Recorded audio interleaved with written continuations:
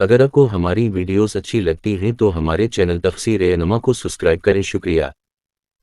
ظہور کی جتنی علامات لکھی ہوئی ہیں، یہ ہوگا یہ ہوگا یہ ہوگا یہ ہوگا یہ ہوگا، اتنی واضح نشانیاں لکھی ہوئی، اتنی واضح نشانیاں لکھی ہوئی کہ جمادی الثانی کے نصف سے بارشیں شروع ہوں گی اور رجب کے نصف تک آئیں گی۔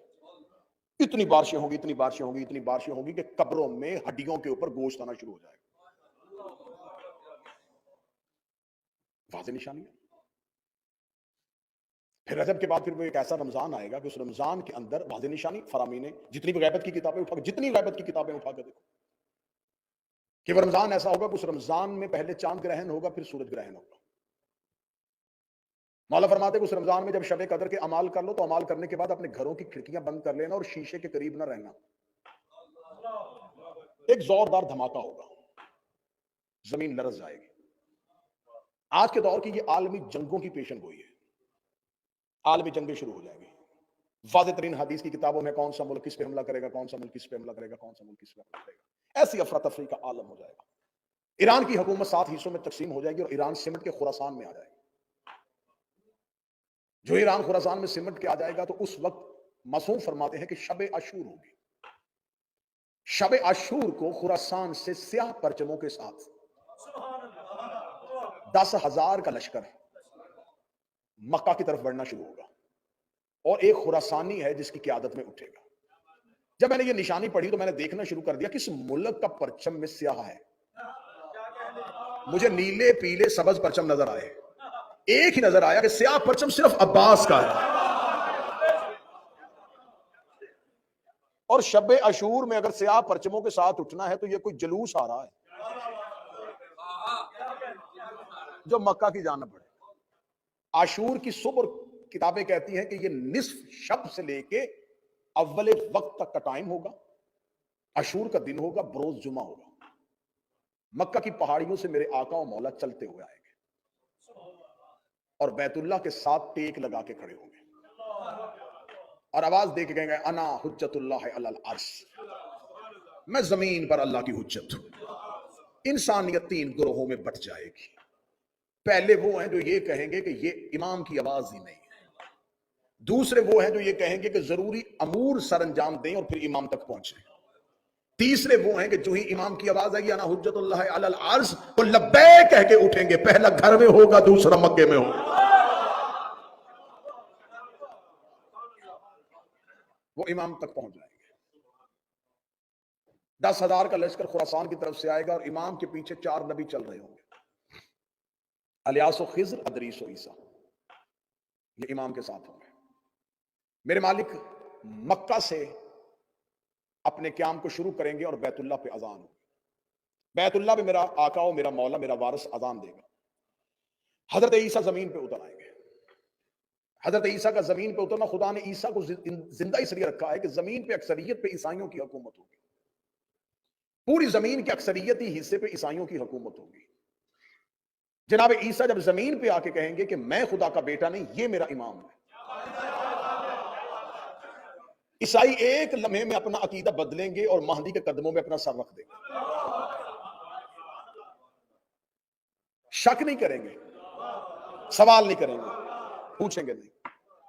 کل کی مجلس میں اگر وضاحت ہو سکی تو میں پوری نشانیوں کے ساتھ ایک ایک تاریخی اعتبار کے ساتھ کہ کون کون سا ملک، اور انشاءاللہ کل دن میں ٹھیک 2:30 بجے میں ممبر پہ آؤں گا اور آپ کے سامنے یہ نماز عشق ادا کی جائے گی۔ میرے آقا مولا مکہ سے چلنا شروع ہوں گے، لشکر امام کے ساتھ ملنا شروع ہو جائے گے۔ وقت کا امام خانہ کعبہ کو گرائے گا۔ یہاں پر آ کے جیسے آپ چپ ہوئے ہیں کچھ لوگ، اس لیے میں تو کہہ رہا ہوں تیاری پوری ہونی چاہیے، نشانیاں پہلے پتہ ہونی چاہیے۔ جو ہی کعبہ گرنا شروع ہوگا لوگ کہیں گے یہ امام نہیں ہے، امام ہوتا تو کعبے کو گراتا۔ جو ہی امام واپس پلٹنے لگے، وہ لوگ واپس پلٹنے لگیں گے تو امام کہیں گے انہیں واپس نہ بلانا، جانے دو ان کو گھروں میں۔ انہوں نے امام کے ہوتے ہوئے اینٹوں کے گھر کو عزت دی۔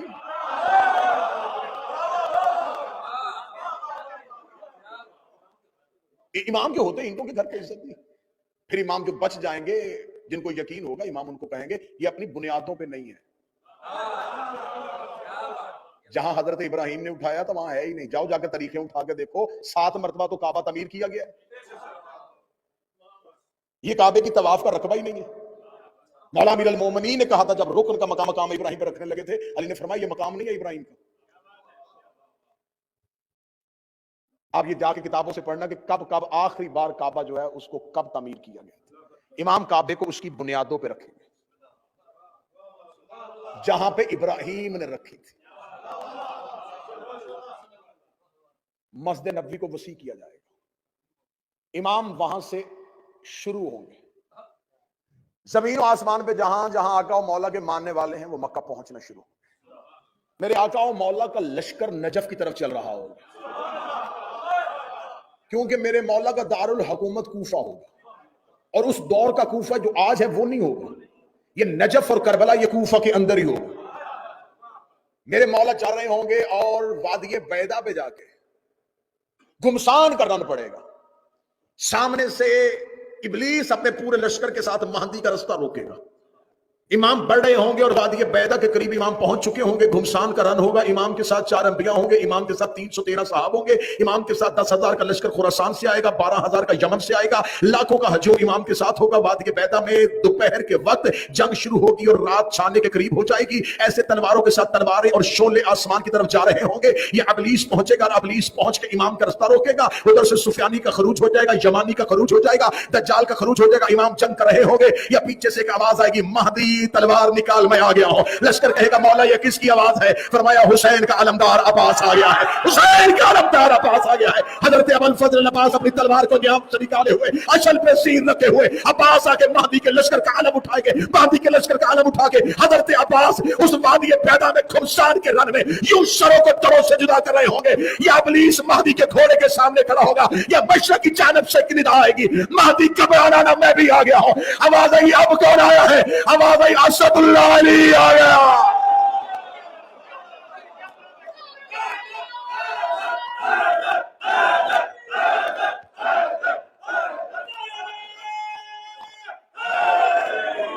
کربلا سے ایک لشکر لے کے حسین اٹھے گا، 72 تلواروں کو علم کیے ہوئے، ہزاروں کا لشکر کریم کربلا کے پیچھے.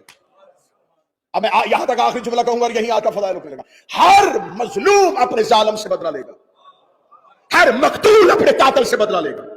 میرا آقا، میرا مولا، میرا صاحب الرسول سب سے پہلی بیعت جبریل آ کے میرے مولا کے ہاتھ پہ کرے گا. کل کا دن یہاں پر جتنے حوالے لینا چاہنا لے لینا، لیکن شک نہ کرنا تمہیں حسین کا واسطہ. جبرائیل نے آدم سے لے کے 11ویں تک کسی کے ہاتھ میں بیعت نہیں کی. یہ شاگرد ہے علی کا، بیعت نہیں کی ہے.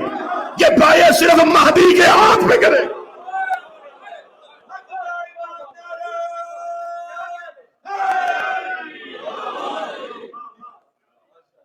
منصور فرشتہ 4000 کا لشکر لے کے کربلا سے نکلے گا، ملائکہ کا. یہ 4000 وہ ملائکہ ہیں جو 10 محرم نصرت حسین کے لیے زمین پہ اترے تھے. میرے آقا مولا نے نصرت سے انکار کر دیا تھا، اللہ نے عرش پہ بلانے سے انکار کر دیا تھا. تمہیں حسین کے لیے بھیجا تھا، عرش پہ نہ آنا، جاؤ قبر حسین پہ بیٹھ جاؤ. یہ 4000 فرشتے آج بھی منصور فرشتے کے ساتھ قبر حسین پہ بیٹھے. آج بھی منصور فرشتہ کربلا کے باہر حسین کے زائرین کا استقبال کرتا ہے. آج بھی وہ 4000 ملائکہ زمین و آسمان کے درمیان حسین کی قبر پہ بیٹھے ہوئے اپنے بالوں کو بکھیرے ہوئے حسین پہ گریہ و ماتم کر رہے ہیں اور حسین پہ صدائے استغاثہ اور صدائے نصرت پہ لبیک کہہ رہے ہیں. جو ہی میرے آقا مولا کے منصور فرشتہ 4000 ملائکہ کے ساتھ الیاس، خضر، ادریس و عیسیٰ، 313 اصحاب، 12000، 10000، 6000، 80000، 1,60,000 یہ تمام خروج کرتے کرتے امام کے لشکر میں مل جائیں گے. ہر ایک مظلوم اپنے ظالم سے بدلہ لے گا، موسیٰ فرعون سے بدلہ لے گا، ابراہیم نمرود سے بدلہ لے گا. ہر مقتول اپنے قاتل کو قبر سے نکالے گا. جیسے اس نے اسے مارا تھا ویسے وہ اسے مارے گا. لو تمہارے یقین کے لیے قرآن سر پہ رکھ لیتا ہوں. ابلیس کے پوسٹ پہ آگے میرا مولا علی نیزہ مارے گا. اب مجھ پہ سوال کرو کہ حق بنتا تھا علی کا کہ ابن ملجم کو قتل کرنا، اس نے ابلیس کو کیوں مارا؟ اس لیے کہ ابلیس اللہ کا دشمن ہے اور علی ید اللہ.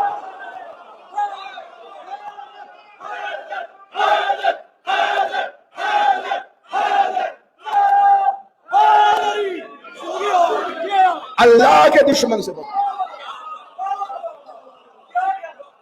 اللہ کے دشمن سے بدلا علی نے. زمین عدل و انصاف سے بھر جائے گی.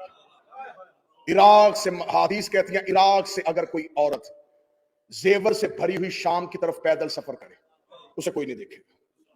वहशी दरिंदे घरों में रहना शुरू कर देंगे, जहरीले जानवरों के जहर का असर खत्म हो जाएगा, जमीन अपने खजाने उगल के बाहर फेंक देगी, सोना और चांदी जमीन पे बिखरा हुआ पड़ा होगा और महदी के नौकर ठोकरे मार के चल रहे हैं।